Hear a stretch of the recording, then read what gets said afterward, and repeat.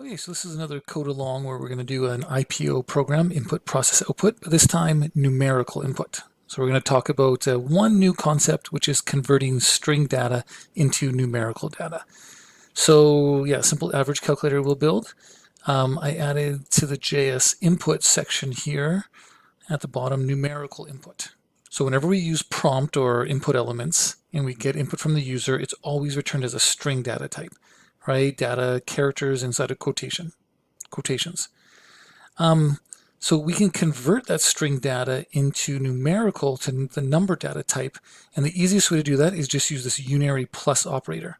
So a little bit different than going like 2 plus 3. It's saying, hey, this is going to be positive prompt, but not really positive. When JavaScript sees this positive, it says, hey, this is a string, right? Prompt returns a string. That plus sign, simply putting a plus in front, says change that string to a number. And let's just open up a new tab here for a second and go to our console. And I can show you that. If I go plus 23, notice it converted the string 23 into the number 23. And that's the goal, right? Because if I try to do math operations, right? If I try to go 23 plus 5, well, when I add strings together, what happens? It just joins them, right? Concatenation. So I need to make sure I'm going 23 plus 5 with numbers. So we've got to convert any numerical input that we expect from the user into an actual number. Okay, so let's do that. And I'm going to start from scratch here. Go into CS10 basic training. We'll make a new Replit project here. I'm going to call it average calculator. Create the REPL. Okay, and I'm not going to make this look fancy. We're just going to focus on the behavior. And remember, when we start up with Replit, it sets everything up for us nicely, right? I'm going to hit auto format here. There we go. We'll give this a new title, average calculator. I'll give this an H1, average calculator, like so. And then we've got this script tag already. Oops, deleted too much. We've got a link into a style sheet already. It's all set up for us. Great.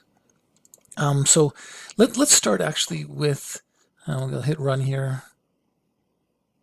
I should be seeing a heading. There we go. Okay. Let's just start with the JavaScript. And again, let's just not worry about the HTML. Let's just get the logic for this program working. So average calculator by Mr. V, put your title on there, and let's do input, process, output. And I'm just going to do a simple, I'm going to ask the user for 3 numbers, and I want to find the average of those numbers. So let num1, like there's no context here. It could be grades, it could be golf scores, it could be anything. So let num1 be assigned prompt. Enter first number. Let's be smart. Control C and hit Control V twice. Let num2, let num3, and we'll say enter second number. Enter third number. Okay, so that should get the input. Then the process is going to be let average be assigned. I need to put parentheses for order of operations, right? I want to add all of these values together and then divide by how many there are, which is 3.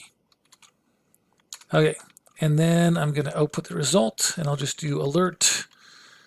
The average of the numbers is average.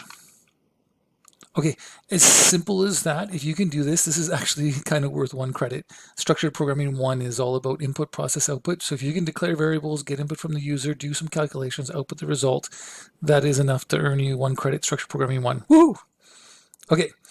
However, this program doesn't work, so you might have some problems.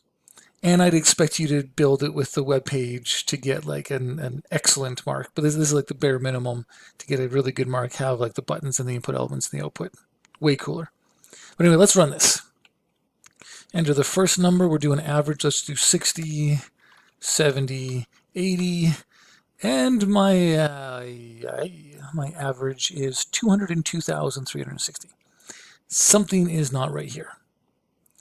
And in fact, let's just show you quickly what's not right here. Let's get rid of the divided by 3 for a second.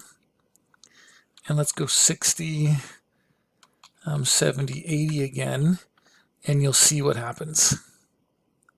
60, 70, 80, right? num1 plus num2 plus num3. So prompt always returns a string. num1 is a string. It is the string, let's see if I can do it in here. It's the string 60, and it's adding the string 70, and it's adding the string 80, because all of these variables here are strings. And when I calculate those strings, it just concatenates them together. So that's why my average was huge. Okay, so like I said, one simple, easy step. All I have to do is add a plus sign in front of here, and that prompt will return a string. The plus sign says, hey, let's convert that string to a number, and then it'll know how to add these things together properly. So let's add the divided by 3 back. Try this again. 60, 70, 80, and the average is 70. JavaScript does know how to do math. You just have to tell it, please do this operation with numbers. Okay, so that's essentially the calculator with the alerts and prompts. In the next video, we'll add some really basic HTML and get our event listener and stuff working so that it looks a little more slick.